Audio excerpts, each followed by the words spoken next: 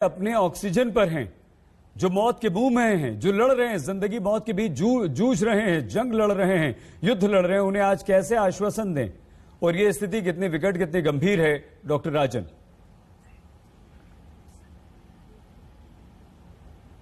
Doctor राजन इस वक्त हमारे साथ हैं, लेकिन उन तक हमारी आवाज नहीं पहुंच रही है। डॉक्टर श्रीकांत, आप हमें सुन पा रहे हैं? डॉक्टर अंशुमान, क्या आप हमें सुन पा रहे हैं सर? दोनों जी जी सही साहब, मैं आपको सुन रहा हूं। जी, आप बताइए सर, यही सवाल, क्या करेगा आम इंसान, कैसे कमी पूरी होगी ऑक्सीजन की? जी बिल्कुल। सबसे पहले देखिए, डॉक्टर भी एक आम इंसान है, सामाजिक प्राणी है, लेकिन हम लोगों को मेडिकल साइंस की नॉलेज है, प्लस ग्राउंड रियलिटी पे होती हुई चीजें दिख रही है। डॉक्टर राहुल भार्गव ने जो कहा, अक्षरशः स्थिति वही है। और दिल्ली या एनसीआर में अगर यह हालत है तो सोच सकते हैं कि देश में जो छोटी छोटी जगहों पे क्या हालत हुई होगी। अब चलिए हम दोनों बातें कर लेते हैं। समस्या समझना इसलिए जरूरी है, बिना समस्या के समाधान पे हम पहुंचेंगे। आज की डेट में अब ये वायरस नोवल कोरोना वायरस नहीं कहा जा सकता, क्योंकि ये दिसंबर 2019 का वायरस है। बहुत सारे रिसर्च पेपर आ गए और चाइना ने 12 फरवरी 2020 को जो highest number of cases China में हुए, उससे मार्च एंड तक उसने अपनी सारी पॉलिसी ठीक करके कंट्रोल कर लिया। बहुत सारे लोग कहते हैं कि चाइना ने आंकड़े छुपाए, इंडिया आंकड़े छुपाने में कोई कम नहीं है, सब जानते हैं। आज जो स्थिति बनी, इसका आकलन, इसका अंदाजा पहले से था कि स्पाइक जब आएगा, क्योंकि we are lagging behind 3 months from UK में जनवरी में प्रॉब्लम हुई थी, हमारे यहां होना था। आज देखिए 73 साल आजादी के बाद हमारी लड़ाई, हमारे मुद्दे किन चीजों को होते हैं। स्वास्थ्य व्यवस्था कभी प्रायोरिटी पे रखी नहीं गई। एक साल में भी हमने कोई लेसन नहीं लिया कि हमें क्या व्यवस्था चाहिए थी। कोविड के मैनेजमेंट के लिए बेसिक रिक्वायरमेंट है ऑक्सीजन, बेड और मॉनिटरिंग सिस्टम। वो भी कितना, डॉक्टर राहुल ने सही बताया कि लेस देन 1%। 80% तो एसिम्प्टोमेटिक जा रहे हैं आपके, 20% में कुछ सुविधाओं की जरूरत होती है और बहुत कम में ऑक्सीजन, और उससे कम में वेंटिलेटर की जरूरत होती है। लेकिन अफसोस बस पूरे कोविड टाइम में कोरोना का management administrative, bureaucratic and political management corona का हुआ। मेडिकल मैनेजमेंट एंड मेडिकल नजरिए से देखा नहीं गया कोरोना के प्रॉब्लम को। और आज हम उस स्थिति पे पहुंचे हैं जहां सारे पॉलिटिशियंस क्रेडिट लेने के लिए आगे आ रहे थे, अब कहां छुपे बैठे हैं। एडवर्टीजमेंट पे इतने खर्चे हो रहे थे। पिछले एक साल में हम कोटा हॉस्पिटल बना सकते थे, 25 से 30 हजार बेड अब टेम्पररी तैयार कर सकते हैं, और ऑक्सीजन प्लांट भी हम बना सकते थे, जो प्लांट एग्जिस्टिंग उसके अलावा, मतलब प्रोडक्शन हम बढ़ा सकते थे। आज बात होने चालू हुई कि हॉस्पिटल बेस्ड ऑक्सीजन प्लांट हम तैयार कर लेते हैं, हर हॉस्पिटल को देते हैं। ये बात पहले क्यों नहीं की? अब क्या है समाधान?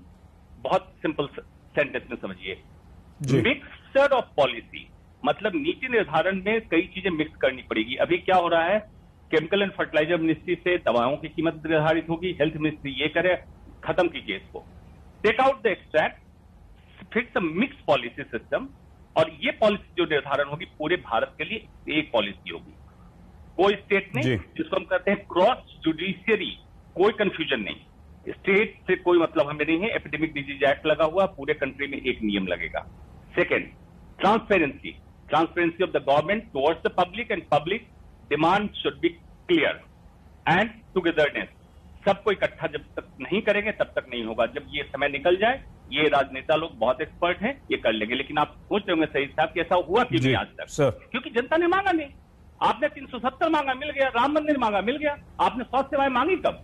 आप मांगिए, नहीं मिले तो आप बताइए कि बहुत एक्सपर्ट होते हैं।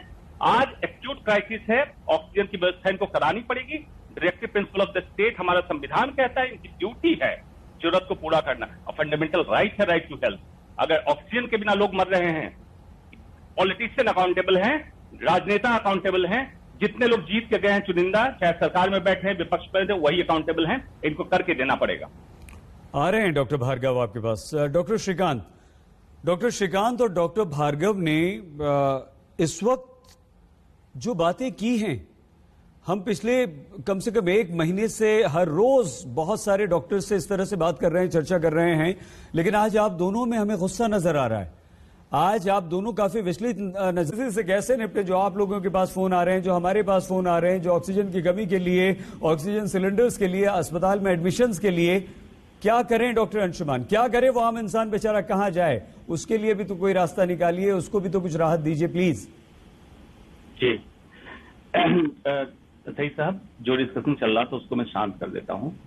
हेल्थ केयर सिस्टम को समझने के लिए आप ब्रॉडली समझिए, दो हिस्सा होता है हेल्थ केयर सिस्टम का। क्लिनिकल पार्ट जो डॉक्टर मैनेज कर रहा होता है, एडमिनिस्ट्रेटिव पार्ट जो कि इन सारे सिस्टम को, सप्लाई चेन मैनेजमेंट एक चीज होती है जिसमें दवाइयां, ऑक्सीजन, इस तरह की चीजें, इसको फीडबैक जिसके लिए हमारा सॉफ्टवेयर बना होता है HMS, हॉस्पिटल मैनेजमेंट सिस्टम, ये अपडेट भी हमें देता है कि एसेंशियल सर्विस लाइक ऑक्सीजन कितने दिन का स्टॉक है, कैसे मिलेगा, जिससे हम फर्दर फीडबैक देते हैं सेंट्रलाइज यूनिट को। सेम कंट्री में मंत्रालय होता है, उसको फीडबैक जाता है, सारा कुछ होना चाहिए। चलिए नहीं हुआ, अभी क्या करना है? वॉर फुटिंग पे सबसे पहले इंडस्ट्रियल सप्लाई ऑफ ऑक्सीजन बंद कीजिए, जिसमें स्टील इंडस्ट्री है, ग्लास इंडस्ट्री है, इन सबकी सप्लाई बंद करके मेडिकल डाइवर्जन कीजिए लिक्विड मेडिकल ऑक्सीजन की तरफ, नंबर 1। नंबर 2, आर्मी हॉस्पिटल्स जितने आपके पड़े हुए हैं, जिसमें बहुत सारे एजेंसी जैसी हैं, जहां जहां है उसको अभी टेम्पररी शिफ्ट कीजिए towards management of the epidemic. जो एजेंसीज हैं आपकी, अलग अलग छोटी छोटी इंडस्ट्रीज, छोटी छोटी एजेंसी, उनके रिसोर्सेज को, यूटिलाइजेशन को, कैरिंग को डाइवर्ट कीजिए।